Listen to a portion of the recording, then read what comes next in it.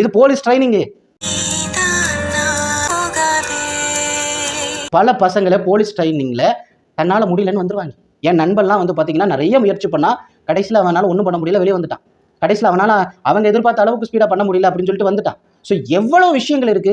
முறைப்படி பயிற்சி எடுத்தவர்களாலேயே இந்த மாதிரி கேமை விளையாட முடியல அப்படிங்கிற பட்சத்துல நீங்க ஒரு சாதாரண பிகினரை கூட்டிட்டு போய், அதுவும் அந்த பசங்களுக்கு என்ன தெரியும், கேமரா தெரியும், லைட்டு தெரியும், ரீல்ஸ் தெரியும், சில பாடல்கள் தெரியும், அதற்கு ஆடக்கூடிய காமனான 4 ஸ்டெப் தெரியும். அந்த பசங்களை கொண்டுட்டு போய் இப்படி ஒரு ரிஸ்கை எடுக்கணுமா அப்படின்னு நிறைய பேர் கேட்கறாங்க. நானுமே கேட்கறேன்னு வச்சுக்கோங்க.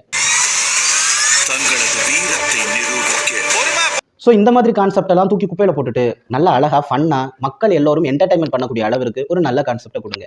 எனக்கு இந்த கான்செப்ட் பிடிக்கல அப்படின்னு சொல்றதை விட பயமா இருந்ததுன்னு தான் சொல்லுவேன். யாருக்கு தான் பிடிக்கலன்னு சொல்லுவாங்க. இந்த கான்செப்ட் நல்லதா இருக்கு, கொஞ்சம் விறுவிறுப்பா இருக்கு, கொஞ்சம் வித்தியாசமானதாக இருந்தது, ஓகே. ஆனா அது முக்கியம் இல்லையே.